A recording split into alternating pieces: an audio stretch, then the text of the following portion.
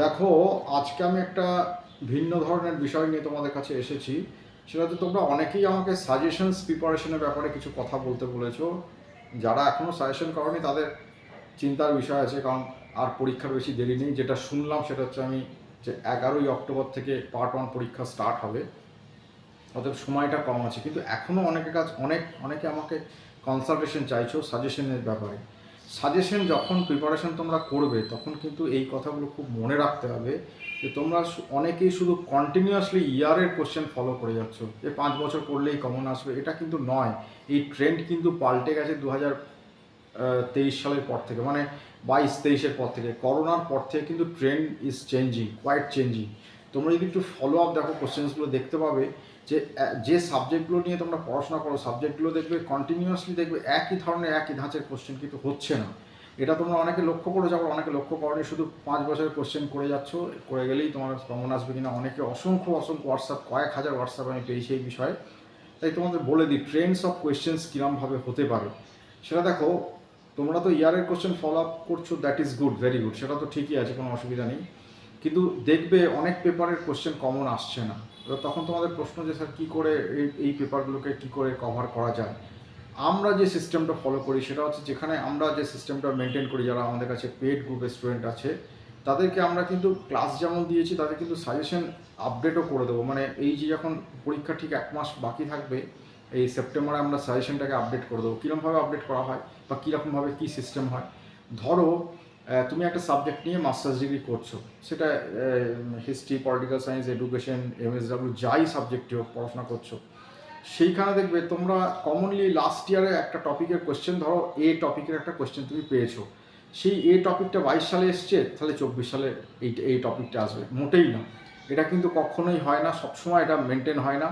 তার কারণ হচ্ছে, দেখবে অনেক সময় কি হয়, অনেক সময় তুমি যে টপিকটা স্টাডি করছো, সেই টপিকটা স্টাডি করতে গিয়ে দেখবে সেই বিষয়ে কিন্তু আরও অন্যান্য টপিক কিন্তু আছে। মানে ধরো টপিক এ, এই টপিক এর অধীনে কিন্তু 3-4টে আরও টপিক অ্যাডিশন হয়ে আছে ওখানে। তুমি ভেবে গেলে যে জাস্ট 2022 সালে কোশ্চেনটা কি 21 সালে কোশ্চেনটা পড়ে যাই, ওটা 1 বছর অল্টারনেট ইয়ারে কমন এসে যাবে, কিন্তু হবে না। ওই এ টপিকেরই 3-4টে সাব টপিক আছে। এর Roman 1, Roman 2, Roman 3, Roman 4, Roman 5, এই যে 4-5 রকম সিস্টেম দেখতে পাচ্ছ, একটা টপিকের ওপর বেস করেই অনেকগুলো বিষয় তুমি দেখতে পাবো। এটা যখন ফলো আপ করবে, যখন তোমরা খুব ভালোভাবে সাজেশনটা দেখবে, তখন দেখতে পাবে যে টপিক এর ওপর বেস করে কিন্তু 4-5 রকম কিন্তু বিষয়বস্তু আছে। তুমি যদি ভেবে যাও যে 2022 সালে কোশ্চেনটা একেবারে অল্টারনেটিভলি পড়ে যাবে 2024 সালে, এটা ভুল ধারণা। তার কারণ হচ্ছে, ওইখানে কিন্তু যে টপিকের সঙ্গে যে সাব টপিকগুলো আছে, সেই সাব টপিকগুলো জড়িয়ে কিন্তু প্রশ্ন দিতে হবে। তুমি যদি সেই 22 সালে কোশ্চেনের উত্তরটা 24 সালে লিখে দাও, তাহলে কিন্তু ভুল হয়ে যাবে, এবং তোমরা এটাই নিয়ে তোমরা ভুল ভাবো যে স্যার সবই তো লিখে এলাম, উত্তর নাম্বার পাচ্ছি না। এটা তোমরা অসংখ্য আমাকে জানিয়েছো পরীক্ষার রেজাল্ট আউট হওয়ার পর, আমি কত যে হোয়াটসঅ্যাপ পেয়েছি আমি কি বলবো। কিন্তু মূল বিষয় এটা, আমি তোমাদের প্রশ্ন ধরি তোমাদের বুঝিয়ে বলে দিয়েছি, বারবার বলে দিয়েছি এবং দেখিয়েছি যে দেখো, যা যা তুমি প্রশ্ন এখানে পেয়েছো, সেই প্রশ্নর বিষয়বস্তু রিলেটেড কিন্তু আরও অনেক বিষয়বস্তু আছে, সেটা এখানে অ্যাডিশন করতে হবে। ধরো তুমি পড়তে পারছো না, সাজেশনটা রেডি করতে পারছো না, সেক্ষেত্রে অন্তত স্টাডি ম্যাটের ওই টপিকটা ধরে কী কী বিষয় আরও যুক্ত হয়ে আছে সেটা তোমাকে ওখানে যুক্ত করতে হবে। সেটা যদি তুমি না করো, তাহলে শুধুমাত্র একটা অল্টারনেটিভ ইয়ারের কোশ্চেন পড়ে চলে গেলাম আর কমন এসে গেল, এটা কিন্তু হবে না।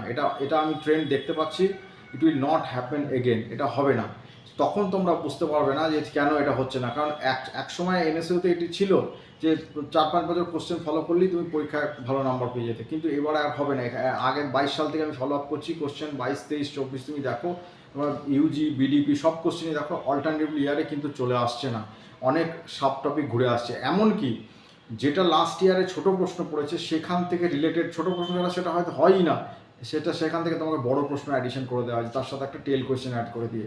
অর্থাৎ এই টেকনিক্যালিটিসগুলো যদি তুমি ফলো করো, তাহলে তুমি অবশ্যই ভালো রেজাল্ট করতে পারবে। ভালো ছেলেমেয়েরা কিন্তু যারা আমাদের কাছে কনসালটেশন নেয়, আমাদের কাছে যারা যোগাযোগ রাখে, আমার সাথে কথা বলে, তাদেরকে কিন্তু আমরা এটা বলে দিই।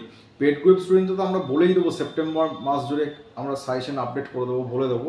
কিন্তু যারা ম্যাটেরিয়াল নিতে পারোনি বা কোনো যোগাযোগ করতে পারোনি বা পড়াশোনা করতে পারোনি, ইভেন এখনও আমাকে বলছো যে তোমরা পড়াশোনা শুরুই করোনি, কী হবে আমি জানি না, কিন্তু এতগুলো বিষয়বস্তু কিন্তু জানা দরকার। আলটিমেটলি তুমি তোমার চাকরি এখানে না হোক, পশ্চিমবঙ্গের বাইরেও বহু জায়গায় চাকরি হচ্ছে, সেখানে তোমরা অ্যাপ্লিকেশন করতে পারবে। যদি তোমার রেজাল্টটাই খারাপ হয়ে যায়, ধরো তোমার মাস্টার্স ডিগ্রি রেজাল্ট খারাপ হয়ে গেলে তুমি 45 নাম্বার পেলে, 45%, কী হবে? এটা নিয়ে কোনো কাজ হবে না। যদি তুমি ভালো নাম্বার নিয়ে কোথাও যেতে পারো, তাহলে যে কোনো, শুধু এই স্টেটে না, স্টেটের বাইরে গোটা দেশের বিভিন্ন পত্রিকা, পত্রপত্রিকায় তোমরা দেখবে যে চাকরির খবরগুলো বেরোয়। স্কুলের চাকরি হতে পারে, অধ্যাপনার চাকরি হতে পারে, প্রচুর প্রাইভেট ইউনিভার্সিটি খুলছে, প্রাইভেট কলেজ খুলছে, সেখানে তোমরা অ্যাপ্লিকেশন করতে পারো। একটা হ্যান্ডসাম স্যালারি সেখানে আছে, করতে পারো। এবার তুমি ধরো একটা সাবজেক্টে মাস্টার্স করেছো, সেখানে 45% নাম্বার পেয়েছো, সেখানে তুমি কোনো কাজই হবে না, সেখানে তোমার যে রিক্রুটার সে তোমাকে দেবেই না কাজটা। তার কারণ সে বুঝতেই পেরে যাবে যে তুমি যত ভালোই স্টুডেন্ট হোক, তোমার নাম্বার রেজাল্টে নেই। অর্থাৎ এইটার জন্য বলে রাখি, আমরা অনেক সময় মাঝে মাঝে কিন্তু আমরা লিঙ্ক দিই যে এখানে এখানে কাজ আছে, খোঁজখবর আছে, তোমরা কিন্তু সেরকমভাবে তুমি অ্যাপ্লিকেশন করে যাও। আর তাছাড়া আরেকটা জিনিসও দেখি, ডেন্স স্টাডিটা নেই, খুব ডিপ স্টাডি তোমাদের মধ্যে নেই। যদি কোনো একটা প্রশ্ন করা হয়, তোমরা 1 বছর, 1.5 বছর, 2 বছর ধরে একটা টপিক পড়েছো, প্রশ্ন করলে তখন একটা অ্যান্সারও তোমরা দিতে পারছো না। অনেকেই আছো এটা কিন্তু তোমরা রিয়েলাইজ করো। যদি তোমরা সত্যি জীবনে বড় হতে চাও, তাহলে কিন্তু এইগুলো তোমাকে মাপকাঠি মানতেই হবে। প্রথম কথা হচ্ছে খুব ডেন্স স্টাডি, খুব গভীর পড়াশোনা। দ্বিতীয় কথা হচ্ছে সাজেশনটাকে, যেটা লাস্ট মোমেন্ট তোমাকে রাস্তা পার করিয়ে দেবে, তোমাকে বাঁচিয়ে দেবে, সেই সাজেশনটাকে তোমরা ঠিক রাখতে হবে। সেখানে টপিক বেসিস করে সাব টপিক অনেকগুলো থাকে, সেই একটা টপিকের সাব টপিক 1-এর কোশ্চেন এলো 2022-এ, তুমি সেটাই পড়ে চলে গেলে, কিন্তু সাব টপিক 2, 3, 4 এগুলো পড়ে আছে, এগুলো থেকেও কিন্তু প্রশ্ন হতে পারে, তুমি সেটা বুঝতে পারলে না। শর্ট কোশ্চেন থেকে বড় প্রশ্ন, শর্ট কোশ্চেন এমন কিছু হয় যেগুলো কোনোদিনই বড় প্রশ্ন হয় না, কিন্তু সেগুলো নানা টেল কোয়েশ্চেন লেজুর প্রশ্ন যুক্ত করে বড় প্রশ্ন করে দেওয়া হয়েছে। তখন তুমি বুঝতে পারছো না, ভুলভাল লিখে ফেলছো।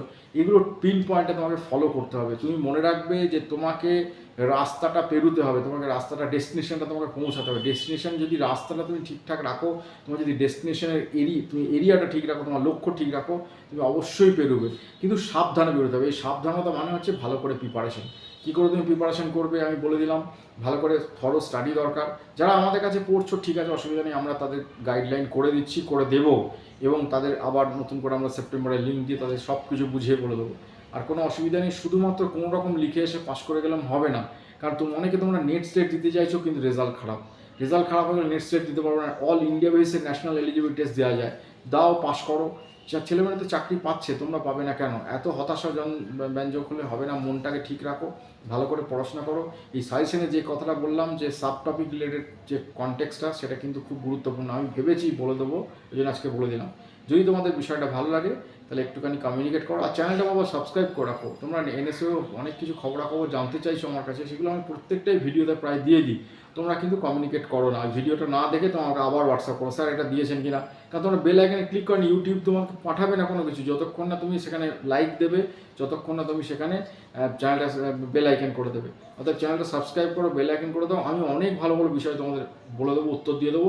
একটুখানি তোমরা কমিউনিকেশন করো, যোগাযোগ করো। আর যদি তোমার মনে হয় যে আমাদের এখানে অ্যাড হবে, আমাদের এখানে পেড গ্রুপে জয়েন হবে, তাহলে জয়েন হও। অবশ্যই তোমরা অনেক কিছু জিনিস জানতে পারবে। এই বলে আমার ভিডিও শেষ করছি। এটা একটা সাজেশনের গুরুত্বপূর্ণ বিষয়। ভালো থাকো এবং চ্যানেলটাকে সাবস্ক্রাইব করে নাও।